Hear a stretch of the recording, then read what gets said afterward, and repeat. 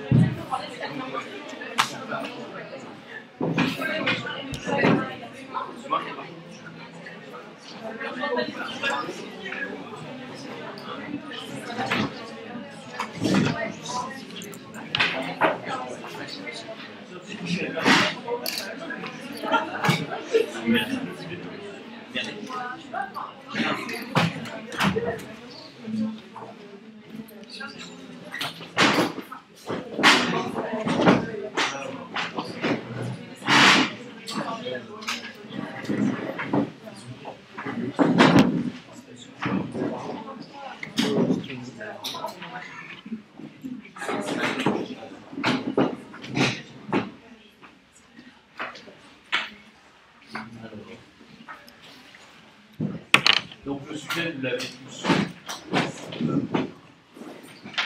hérité. Bien. Non? Ouais, bon. Si, c'est pas vrai.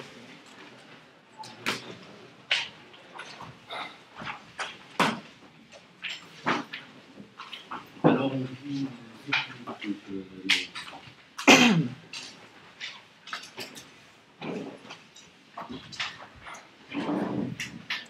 Hériter. Le verbe hériter désigne une certaine relation entre individus marquée chez le sujet concerné par une forme de passivité. Hériter prend alors la forme d'un recevoir qui succéderait à un transmettre. Et si hériter, c'est alors recevoir quelque chose de quelqu'un d'autre, la forme commune que revêt cet acte de transfert, c'est d'abord celle d'une acquisition par voie de succession. On comprend dès lors que le terme d'héritage renvoie d'abord à une réalité concrète de transfert des biens d'un père à ses enfants, par exemple. C'est tout l'enjeu de la fable de La Fontaine, le laboureur et ses enfants, qui s'entend d'abord comme le transfert d'un trésor, selon les mots mêmes du laboureur, un trésor énigmatique que ses enfants auront à découvrir. Ici, il s'agit de l'idée de patrimoine qui est soulignée, les biens d'un père qui font signe donc vers une ascendance et vers cette dimension de transmission. Hériter semble donc impliquer un recevoir qui viendrait constituer l'individu, mais au sein à la fois d'une communauté qui s'établit par ces jeux de transfert et d'une temporalité qui s'ouvre, les générations successives, qui nous permettent d'interroger la question du devenir historique. Car hériter semble toujours être le signe d'une succession, du passage, semble-t-il, d'une génération à une autre, tourné tout de même vers l'ascendant, c'est-à-dire le regard tourné vers un passé, et ce qui le précède. Avec cette dimension matérielle et sociale de l'héritage, ainsi soulignée, surgit le problème de la mémoire, comme un processus de devenir historique, et une constitution à plusieurs échelles, l'individu au sein de la communauté, avec donc cette dimension sociale, mais aussi une dimension culturelle, de rituels transmis, par exemple, dans un rapport de réception, voire de passivité par rapport au passé, comme nous le soulignons d'emblée.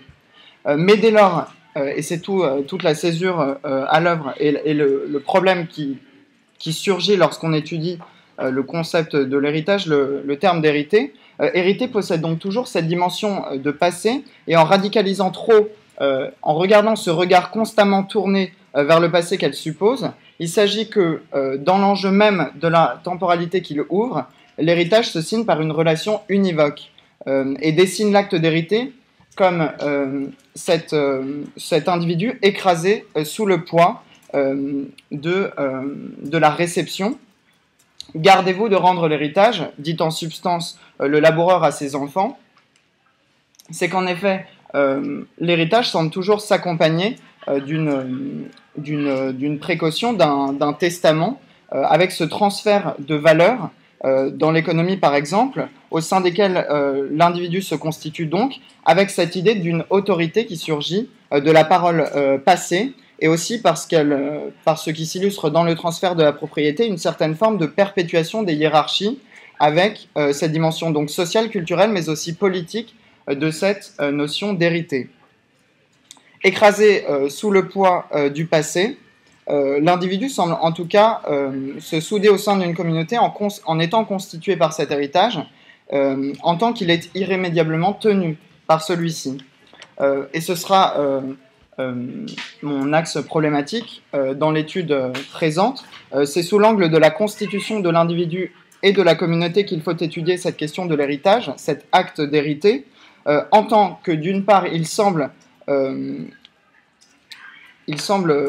mettre au jour un devenir historique et constitutif tourné vers un passé, dans le respect d'une forme d'autorité et de hiérarchie, mais qui semble de là même se faire dette écrasante, qui détermine le sujet dans un rapport de hiérarchie et d'immobilité, dans un poids écrasant, qui est tout l'enjeu de l'étude du concept d'héritage.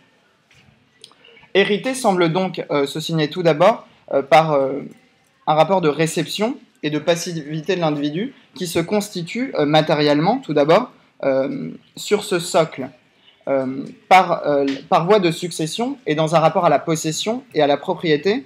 Il s'agit bien de considérer la dimension constitutive et déterminante de l'héritage. Est transmis ce qui est appelé un patrimoine, qui vient constituer patrimoine donc matériel, le sujet dans une certaine dimension matérielle, mais aussi, et c'est ce qui semble rappeler la dimension profondément constitutive de l'héritage, dans une forme d'hérédité, on parle de patrimoine génétique, jusque dans la couleur des yeux, il semble que la constitution au sein même de l'héritage et dans la transmission souligne la passivité d'un sujet, presque dans une inconscience de tout ce poids qui s'exerce sur ce sujet, constitué par exemple dans son goût, ses habitudes, ses manières, et c'est peut-être tout l'enjeu de Bourdieu dans la distinction, de remarquer combien le sujet est constitué au sein d'une communauté, et que hériter est peut-être aussi l'affaire d'une œuvre d'identité et de distinction, c'est-à-dire de constitution d'un groupe par rapport aux autres, de ce socle acquis et transmis. En continuant sur cette position de Bourdieu, on remarque également que dans l'étude de l'héritage, il y a aussi l'étude de la reproduction et de la reproduction sociale et de la légitimation de celle-ci que Bourdieu étudie, en se concentrant notamment sur le rôle de l'enseignement et de la langue comme signe, à la fois comme signe extérieur de richesse et comme instrument de pouvoir. Il s'agit donc ici de voir comment un patrimoine qui semble ici patrimoine culturel fait l'objet d'une transmission, mais fait aussi l'objet d'une distinction et est l'objet d'une propriété qui distinguerait aussi dans le corps social, qui unirait des groupes sociaux et qui les distinguerait. Ici, il faut voir que tout le versant culturel qui semble souder la communauté et qui semble se jouer dans l'acte d'hériter, avec le versant culturel, donc ces gestes et habitudes au sein de la communauté transmis de génération en génération, puisqu'il s'agit d'hériter non seulement des biens matériels, mais aussi de toute une culture transmise. Et ici, on arrive à une dimension mémorielle de l'acte d'hériter. Ici, on peut se concentrer, par exemple, sur la forme que prend dans les Antilles et à Haïti, précisément, la forme de la tradition du conte oral, qui est vecteur de transmission de tout un héritage, qui vient ici souder et cultiver une mémoire.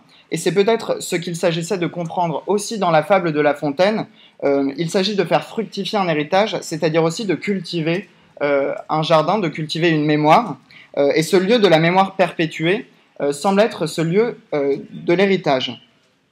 Mais ce regard vers le passé, s'il semble vers l'ascendant, s'il semble structure constitutive du socle sur lequel se construit l'individu et la communauté, semble aussi être socle de hiérarchie, c'est-à-dire d'une forme d'autorité qui s'institue. Et ici, le versant culturel montre toute son affinité avec le versant politique.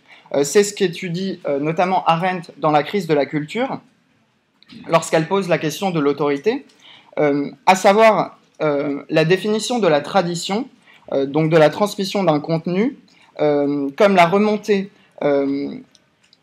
donc soit un événement où, et ce qui est plus intéressant, et ce qui fait toute l'ambiguïté de la tradition, non seulement un événement, mais aussi un immémorial, donc de la tradition qui choisit, qui nomme, qui transfère et qui conserve, c'est-à-dire cette tradition qui donne valeur et qui détermine les valeurs du corps social, mais aussi, et c'est tout l'enjeu de la notion d'autorité, qui permet l'existence d'une communauté politique, c'est-à-dire qu'elle rend possible le lieu de la communauté, puisque la notion d'autorité, chez Hannah Arendt, s'entend comme une puissance de domination sans contrainte. Elle prend notamment l'exemple des Romains, avec le pouvoir donc du peuple, avec cette distinction entre le pouvoir du peuple et l'autorité du Sénat, autorité car dérivée des ancêtres, avec la fondation, avec la conception de l'autorité et de l'héritage sur laquelle elle se fonde, comme fondation de toute chose à venir, c'est-à-dire qu'ici, et c'est tout l'enjeu du devenir historique qui apparaît, toute la fondation romaine, la fondation de l'Empire romain, est précisément tournée vers le passé. C'est ce qui institue l'autorité, c'est ce qui conforte aussi les hiérarchies, ce qui peut-être peut permettre aussi d'expliquer Bourdieu. Et c'est ce qui, en fait, fait le trésor, en reprenant le terme du laboureur à propos de son héritage, c'est-à-dire ce qui institue la valeur, fonde le devenir sur le respect du passé, avec cette dimension d'autorité, donc de domination sans contrainte, mais qui se signe par une hiérarchie établie. Et dans le jeu de l'héritage, s'investirait tout ce rapport dialectique de l'individu comme passif constitué au sein de la communauté. Or, un problème semble ici apparaître en radicalisant cette position, puisque hériter semble en fait être écrasé. On peut penser à la dimension de recevoir, de don, donc qui s'avère sous l'angle de celui qui reçoit dans l'étude de l'héritage, avec cette dimension d'insolvabilité du sujet, tant le poids reçu dépasse le recevant. C'est-à-dire que, et on peut ici se concentrer sur l'analyse de Mauss dans l'essai sur le don, mais en se concentrant donc sur le potlatch, sur la dimension d'une part de relation et de prestation totale de type agonistique, mais surtout sous l'angle de la dette qu'elle suppose, puisqu'elle engage un déséquilibre entre celui qui donne et celui qui reçoit, c'est-à-dire qu'elle enclenche une mécanique de don et du contre-don. Or, précisément, l'héritage serait ce passé qui ne nous permet pas de rendre, puisque la mort des parents, par exemple, qui enclenche l'héritage, et ce poids final et ultime qui ne permet pas de rendre, et qui donc tient et constitue l'individu, mais l'écrase aussi. Alors, il faudrait souligner toute la dimension problématique de l'héritage, en ce qu'elle semble aussi, face à cet écrasement, souligner une dimension de rébellion, ou du moins de trahison face à l'héritage, dans un premier temps, puisque hériter semble faire signe, par cet écrasement même, vers une volonté de s'affranchir de son passé. Ici, je pense à Nietzsche, dans sa deuxième considération intempestive, qui souligne la crainte qui anime l'être humain. Puisque précisément, Nietzsche va s'attaquer au sens historique, ce qu'il définit comme ce sentiment de plaisir que l'arbre prend à ses racines, le bonheur de ne pas être né de l'arbitraire et du hasard, ce qui viendrait excuser et justifier l'existence. Ici, Nietzsche souligne donc la dimension constitutive essentielle de l'héritage, c'est donner un sens que de se rappeler un passé, mais, et c'est sur la hiérarchie qu'il vient miner cette dimension de l'héritage. Le hériter, c'est aussi subir un poids et subir un écrasement qui vient nier l'existence, puisqu'il prend pour exemple l'antiquaire poussiéreux, donc qui est prisonnier du passé, qui collecte, qui muséifie et qui vit dans l'inertie d'un passé. Ce qu'il lie, donc Nietzsche, à l'affranchissement lié à la jouissance de la bête inconsciente, donc en opposant une bête et donc l'animal toujours requis au présent contre l'homme donc qui est prisonnier de son passé, en montrant d'une part qu'il est impossible de devenir bête, de se faire entièrement bête, et donc il souligne la dimension d'emprisonnement du sujet que révèle en fait l'héritage. Mais il semble aussi inviter à penser un nouveau rapport à l'héritage, puisque s'il ne dit pas qu'on peut échapper à l'héritage, il dit que cette forme de hiérarchie que celui-ci institue peut faire l'objet d'une infidélité, voire d'une irrévérence et d'un irrespect qui aurait une fonction libératrice. Peut-on ne pas hériter? Donc, il semble que non, et que de l'avis de Nietzsche même, on ne puisse pas. Mais il semble que le souvenir puisse dialoguer avec l'oubli et dans une dimension libératrice. Puisque hériter, penser donc comme donner un sens en regardant toujours vers le passé, semble manière de constituer l'homme tout en l'emprisonnant et en le fermant dans ses hiérarchies. Dès lors, l'infidélité, l'irrespect auquel il appelle semble appel en fait à une discontinuité de l'histoire et un aveu de cette discontinuité où on méconnaîtrait précisément la valeur des trésors institués dans une dimension de libération que permet la trahison et qui ferait signe en fait dans un dernier temps vers un espace de recomposition. C'est ici, avant d'aborder mon dernier temps, ce que permet de penser l'aphorisme de René Char dans les feuillets d'Hypnos, à savoir lorsqu'il écrit que notre héritage n'est précédé d'aucun testament, à savoir que précisément, et il se place dans une perspective qui succède, disons, à la Seconde Guerre mondiale, la trahison qui est le risque inhérent à toute réception d'un héritage, l'infidélité, est peut-être aussi lieu d'une liberté et de réinterprétation qui permet et qui ouvre en réalité le devenir historique. Ainsi, le verbe hériter faisait signe et nous invitait à penser une certaine passivité du sujet, mais en même temps, en tant que verbe à l'infinitif, il fait aussi signe vers un travail actif de recomposition, une activité du sujet qui permettrait d'une part de penser les inévitables discontinuités au cœur de l'héritage et rencontrées dans une étude de l'histoire, et aussi de penser le rôle actif de l'homme dans cette perspective d'héritage où hériter, ça n'est pas seulement recevoir, mais c'est réinterpréter et précisément cultiver une mémoire. Donc tout d'abord, hériter serait donc ce verbe qui désigne une action, une activité de la part du sujet concerné, pris dans cette relation. Il ne s'agit pas de s'affranchir justement de ce cercle dans lequel est pris le sujet et qui le constitue, mais de penser avec Hannah Arendt, toujours dans la crise de la culture, le paradoxe de la situation contemporaine qu'elle oppose précisément à l'Empire romain et qui permet de repenser, de redéfinir la place du sujet dans le devenir historique. Ainsi, elle étudie après la Seconde Guerre mondiale combien disons, comment le fil de la tradition est rompu, c'est-à-dire qu'on perd le fil conducteur dans les domaines du passé, la chaîne liant chacune des générations successives à un aspect prédéterminé du passé, se pose alors le problème de la discontinuité.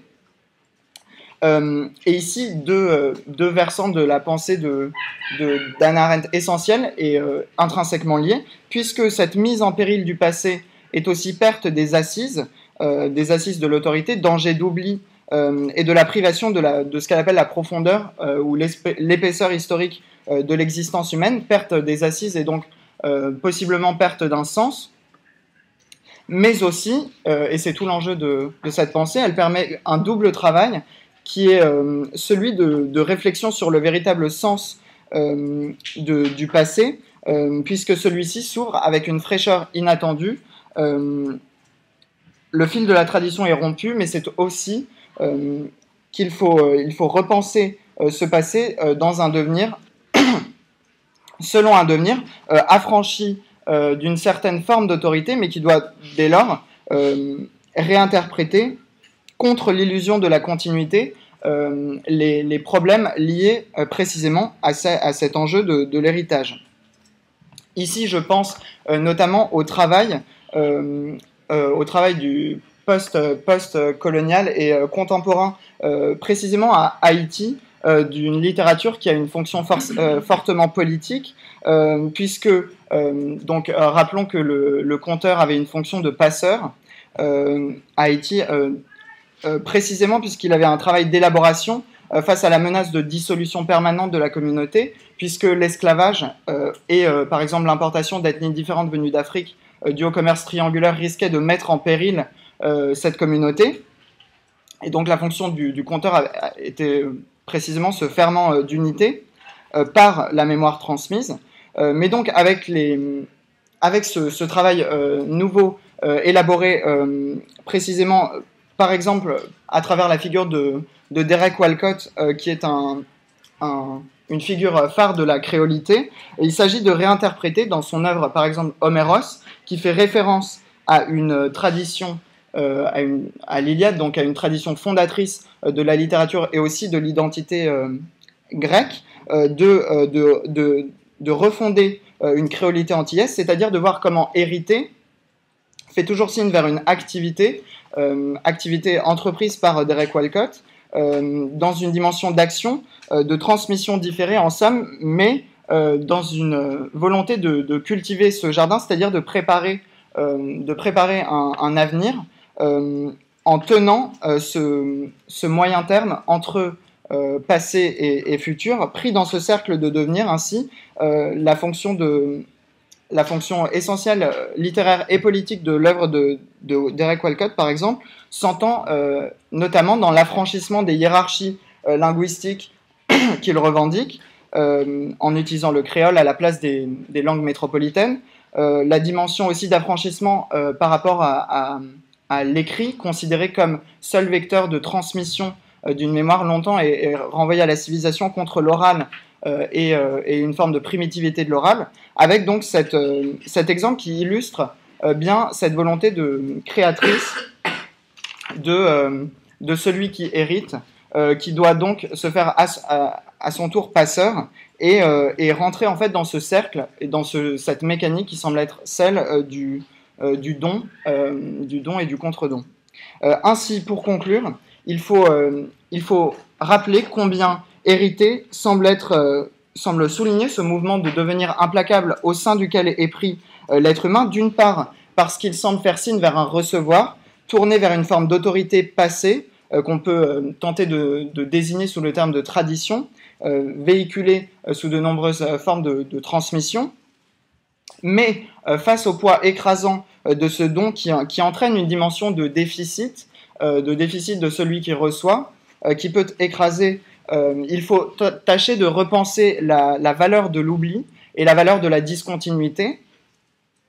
Enfin, cette étude de la discontinuité permet de repenser notre rapport à l'histoire comme une constitution commune, une co-création du sujet et de l'histoire, pris précisément dans ce jeu entre passivité et activité. Ok. Alors, dans mon timing, à moi, vous êtes un peu long, non? Vous avez débordé un peu, non? J'ai 1 minute de trop. 1 minute de trop. Bon. Alors, je vous pose les deux questions qu'à mon avis vous aurez posées. D'accord? Je pense qu'il vous aurait vraiment posé deux questions. Vous avez dit à un moment il est impossible de devenir bête. Est-ce que vous pouvez revenir sur ce passage? Oui, Qu'est-ce bête que vous voulez dire? au sens d'animal. Oui. Disons. Encore alors, expliquez-moi ça. C'est-à-dire que l'animal tel que le définit Nietzsche est cet être requis au présent qui n'est que sensation et qui vit sans, disons, sans héritage, c'est-à-dire sans se soucier d'un passé, mais non plus sans appréhension de l'avenir. Face à lui, l'être humain serait pris, ici on peut penser à la phrase de Pascal, serait constamment tourné vers un futur appréhendé, mais aussi, et c'est l'intérêt de cette considération de Nietzsche, tourné vers un passé qui l'écrase et qui le constitue, et qui en cela le distingue précisément de l'animal. Alors, c'est bien, vous avez répondu trop vite. Prenez votre temps, respirez par le ventre. Okay, des autres questions qu'il vous aurait posées. Vous dites à un moment, le souvenir peut dialoguer avec l'oubli. Est-ce que vous pouvez expliquer cette phrase? C'est quand même une formule, quand même. C'est vide. Oui, oui. Oui, bien sûr. Bon, vous dites dialoguer avec l'ennui, moi je vois pas. Avec l'oubli, pardon, je m'ennuie beaucoup, justement, vous avez tout le temps. C'est-à-dire que le terme de dialogue renvoyait ici à une entente dialectique du mécanisme entre souvenir et oubli. C'est-à-dire que oui, alors, c'est toujours chez nous. Un exemple de ça, parce que vous voyez, là, on ne comprend rien à votre histoire, jolie pénible. Précisément,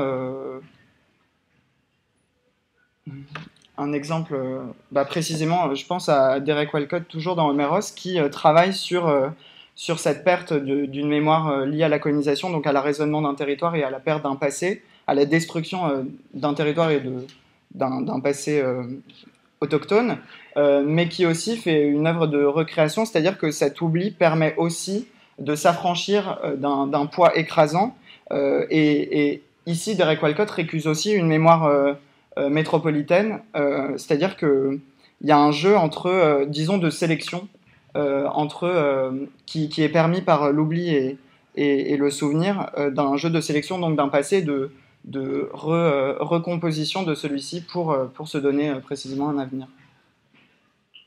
Ok, bon, j'arrête de vous torturer, à moins qu'il y ait des questions dans la salle. Y a-t-il des questions dans la salle?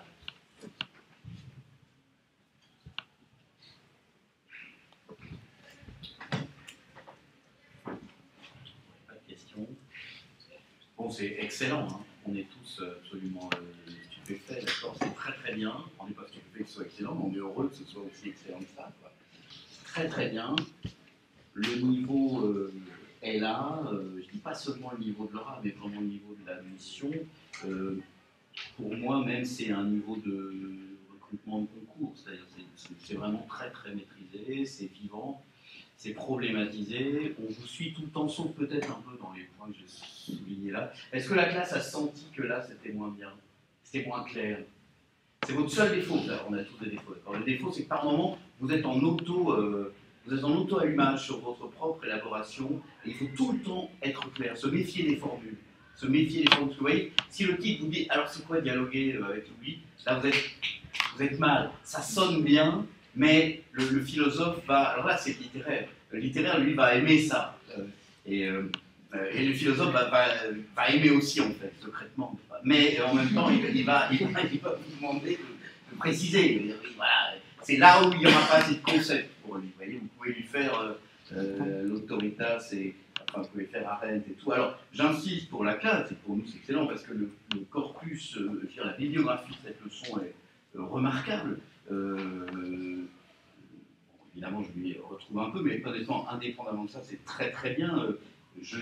En vous écoutant, je pensais qu'Arendt, effectivement, ce texte sur l'autorité d'Arendt, c'est vraiment bien de le lire, c'est vraiment une bonne idée, c'est un texte avec lequel on peut faire énormément de choses. La remarque sur Mauss, je vais revenir un petit peu sur tout ça dans le corrigé. La référence à la créolité, très très bien, tout à fait intéressant, qui donne à la leçon comme ça une présence. Vous voyez l'intérêt pour les littéraires, hein, ceux d'entre vous qui disent moi je suis littéraire, je suis pas philosophe, etc.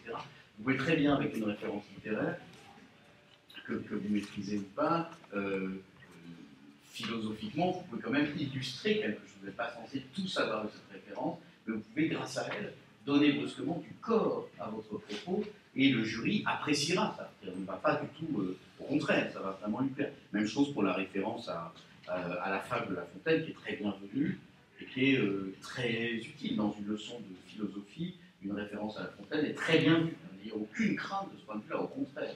Ce sera très apprécié, très apprécié. Alors, il faut, voilà, moi je pense qu'il faut continuer comme ça. Vous êtes dans un ton qui est juste. Il y a ce petit défaut qui fait que par moment, vous êtes un peu trop sur l'élaboration tout le temps. Il faut que ça respire un peu davantage.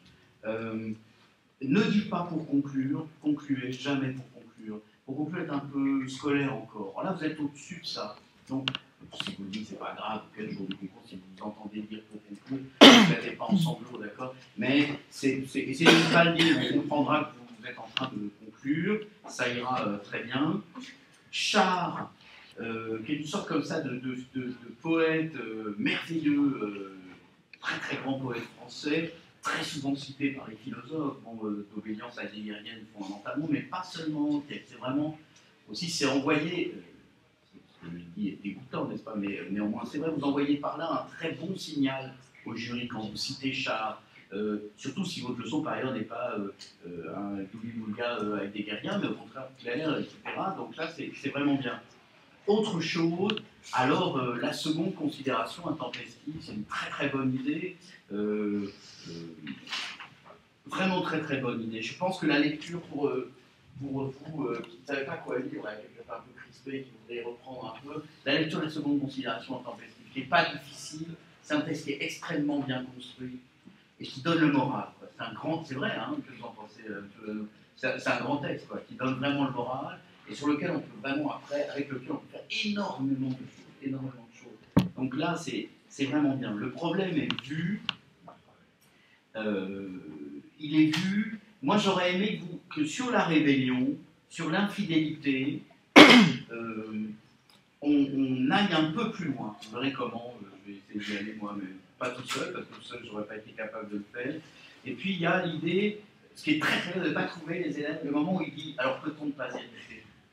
Vous ne pas, non, il dit, ah ouais. Et là, ça, c'est vraiment bien dans une leçon. C'est des points hein, pour tous les élèves. Vous voyez comme ça accentue son propos soudain. On est un peu paumé, vous sortez d'un tunnel, quand même vous avez fait les coups de... On dit, bon là, c'est un peu bizarre son truc, j'ai pas bien compris. Et brusquement, bon, bilan, peut-on ne pas éviter, etc. Et là, c'est vraiment bien. D'accord? Ça, c'est un moment tout à fait précieux. Et donc, je vous félicite, c'est une très bonne leçon. Vous vous emparez du sujet, c'est vivant, on s'amuse, puis c'est passionnant. Et l'arrivée des Antilles là-dedans est tout à fait belle idée, hein, tout à fait bonne idée, la façon qu'ont fait les créoles de chanter la langue avec toujours une ironie, toujours une distance. Chamoiseau a écrit ce qui s'appelle, avec un monsieur qui est adorable, qui s'appelle Gérard Delvert, il a écrit des apatoudis. Vous avez déjà parlé de ça, non? Les apatoudis. L'apatoudi, c'était des petites blagues qu'on disait notamment aux enterrements. Parce que les enterrements créoles, la cérémonie de funèbre créole est un sacré truc. Quoi. Ça n'existe plus, évidemment, c'est interdit, puisque le corps doit être immédiatement aseptisé, éloigné, etc. Mais à une époque, il y avait tout un ensemble de cérémonies. Ça existe encore au sens où les gens se réunissent, font des fêtes au moment des enterrements, mais c'est plus les mêmes fêtes qu'auparavant. Et cela dit, tout le monde va dans la maison du mort, toute la famille est là, tout le village est là, tout le monde cause, et on vient de toute l'île, et puis tout le monde se met à raconter des blagues. Et dans ces blagues, il y a des apatoudis qui sont des sortes d'énigmes qui sont dites vraiment dans des situations qui sont des situations de mystère, de proximité avec la complexité des choses, et en même temps ironique, souvent très ironique à l'égard des autorités, notamment de l'Église, etc. Et je me rappelle d'un apatoudi qui était... c'était...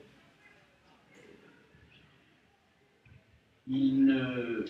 Comment ça vous avez la phrase? Il ne suffit pas de courir. Voilà, ça commence comme ça. Rien ne sert de courir. C'est bon, Chamoiseau s'amuse, évidemment, c'est un objet littéraire pour lui.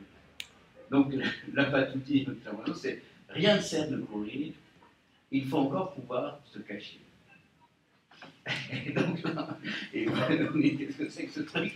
Et c'est un patouille, il est très très beau parce qu'il y a la question de l'esclavage.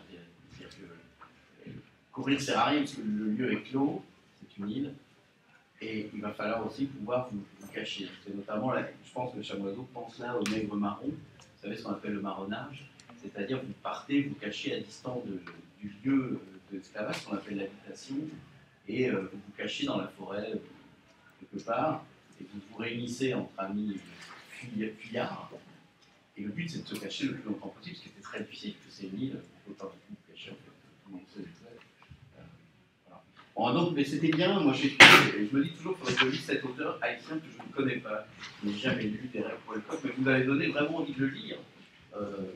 Vous connaissez du coup Derek Walcott, vous êtes des stars sur Derek Walcott, non? C'est un dada à vous, c'est un Derek Walcott? Je veux l'étudier l'année prochaine. Donc, Ah ouais, c'est bien, vous avez bien fait.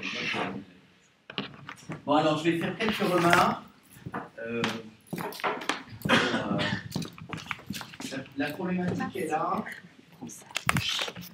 Il m'a manqué quelques concepts, d'accord? Je vais essayer de faire une reprise en disant juste quelques concepts. Pour la classe, c'est vraiment une très très bonne leçon, Je sais qu'au Capres,